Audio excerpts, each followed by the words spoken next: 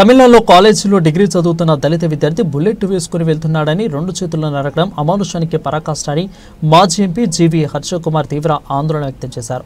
దళిత బిడ్డ బుల్లెట్ నలపకూడదా అని ఆయన ప్రశ్నించారు. రాజీవ్ గాంధీ కళాశాలలో శుక్రవారం ఆయన మీడియాతో మాట్లాడుతూ స్వాతంత్ర్యం వచ్చి 77 ఏళ్లు అయిన సమాజంలో ఇంకా వివక్ష ఏమిటని నిలదీశారు. గతంలో ఉత్తరప్రదేశ్లో గుర్రం ఎక్కడని ఓ పెళ్లి కొడుకుని చంపేశారు.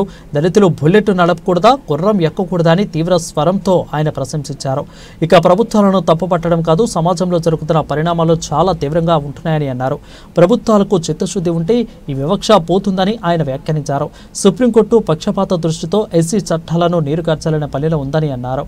ఇక ఎస్సీలను ఫోన్లో దూషిస్తేనే ఒకప్పుడు తప్పు అట్రాసిటీ చట్టం వర్తించేది, కానీ ఇప్పుడు 10 మందిలో దూషిస్తేనే అట్రాసిటీ వర్తిస్తుందనే విధంగా తీర్పు ఉందని ఆవేదన వ్యక్తం చేశారు.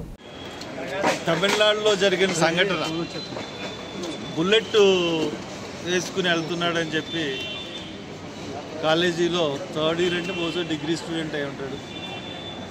కాలేజీలో డిగ్రీ చదువుతున్నటువంటి స్టూడెంట్ని 2 చేతులు నరికేశాడు.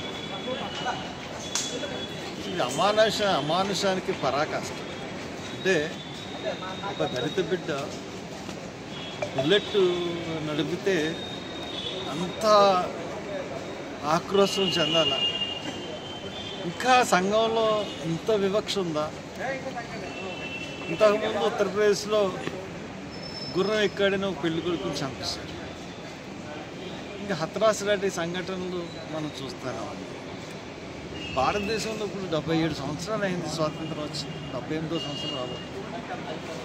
ఇటువంటి పరిస్థితుల్లో ఇటువంటి అమానుష సంఘటనలు జరగడం వల్ల అది అంటే దీన్ని ప్రభుత్వాన్ని మనం నిందించడం కానీ సమాజంలో జరుగుతున్న పరిణామాలు చాలా తీవ్రంగా ఉంటున్నాయి.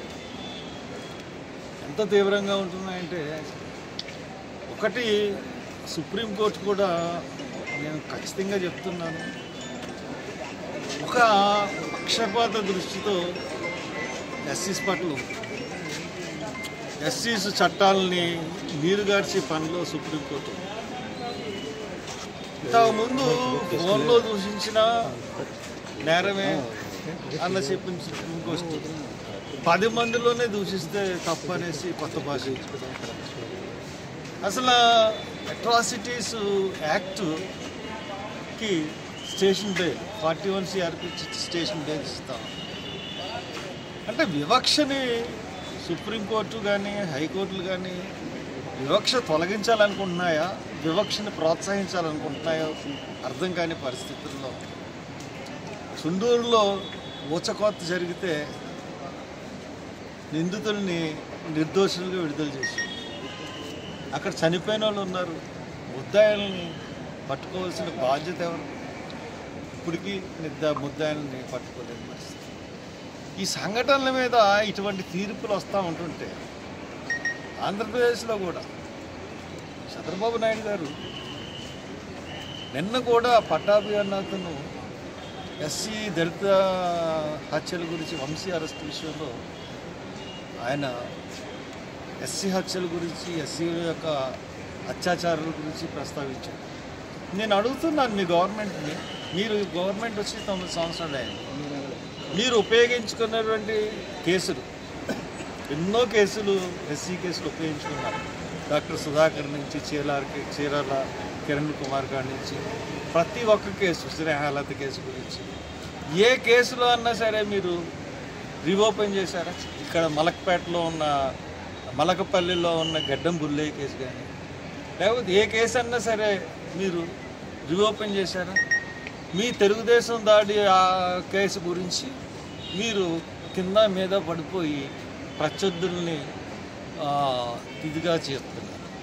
అలాగే ఆ విషయాలు తప్పితే మీరు పగ తీర్చుకోవడానికి చట్టాన్ని వాడుకుంటున్నారు తప్పితే అన్యాయం జరిగిన దళితుల కేసులు ఒక్కటన్నా రిఓపెన్ చేశారా?